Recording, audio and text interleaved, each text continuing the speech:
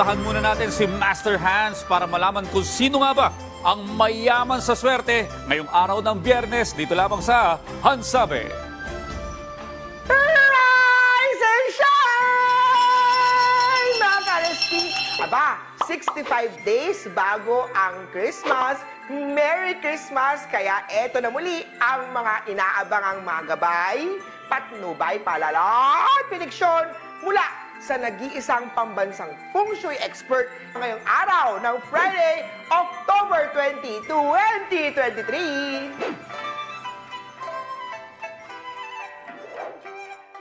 Helpful star activated sa iyo pagdating sa kaibigan sa mga pinanganak ng Year of the Rat. Siya ang tao mapagkakatiwalaan. Pagdating naman sa Money Star, maging honest at responsible sa mga nakakatransaksyon mo online. White at walang swerte sa Year of the Rat. Punta naman tayo sa mga pinanganak ng Year of the Ox. Mahalin mo ang mga taong tumulong sa iyo, lalo pa noong panahong walang-wala ka. Makatulong ang pagsuot ng rose quartz sa right hand para ma-activate ang Love Life Star na matagal mo na at mailap namang dumarating. 17 at green ang swerte sa Year of the Ox.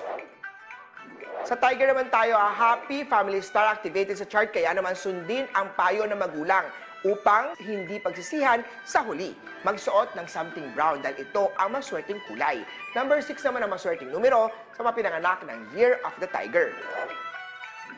Eto naman sa Year of the Rabbit, huwag masyado ang pagiging mabait dahil may cheating star na activated. Ikaw ay posibleng maloko at madaya. Makakatulong ang pagsuot ng Black Onyx, iwas-iwas yan sa negative energy. Purple at 14 ang swerte kay Year of the Rabbit.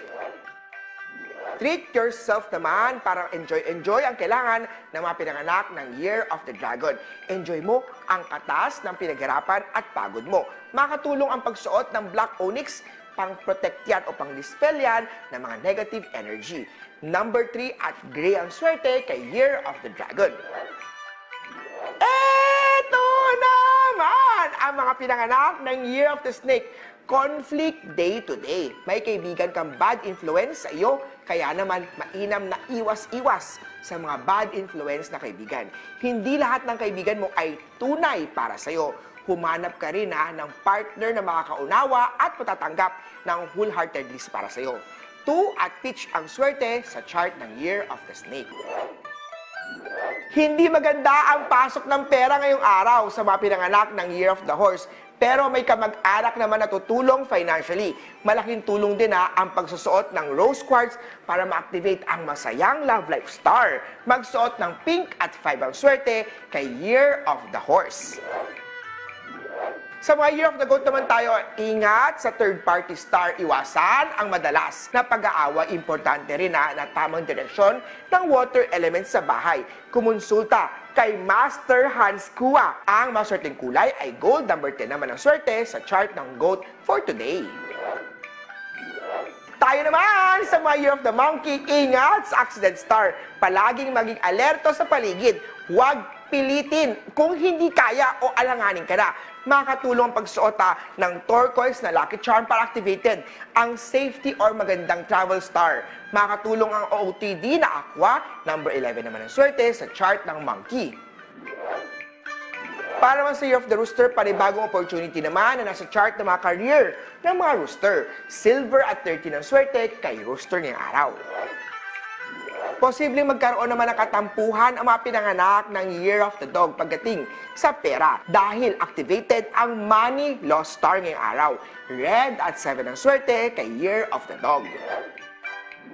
At last pero definitely hindi dalis ang mga pinanganak ng Year of the Piggy. Ikaw ang pinakamaswerte ngayong araw. May travel star pagdating sa trabaho.